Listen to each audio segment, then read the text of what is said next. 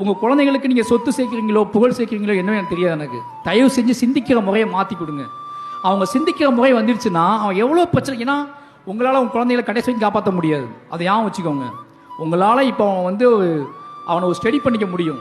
கடைசி வரைக்கும் குழந்தைய காப்பாற்ற ஒரு அப்பா உலகத்தில் இல்லவே இல்லை. அப்படி ஒரு அப்பா கடைசி வரைக்கும் பார்த்துக்கிட்டு இருந்தாலும் அந்த பிள்ளையை கெடுத்துட்டு இருக்கான்னு அர்த்தம்.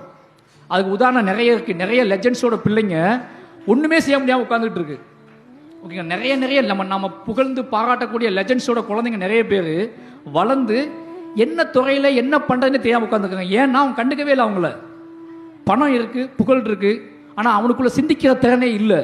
வாழ்க்கையும் அவன்கிட்ட இல்லை, போட்டியும் இல்லை, எதுவுமே அவன்கிட்ட இல்லை. எல்லாமே அவன் முன்னாடி இருக்குது. அப்போ அவன் எப்படி வாழ்வான்? பணத்தை வச்சு வாழ முடியாது, புகழை வச்சு வாழ முடியாது. ஒருத்தன் தனியாக காட்டில் இருந்தால் கூட அவன் மரத்தை பற்றி, நதியை பற்றி, கடலை பற்றி, கூழாங்கல்லை பற்றி எதையாவது ஒன்று சிந்திச்சான்னா அவன் ஆயுசுக்கும் வாழ்ந்துடுவான்.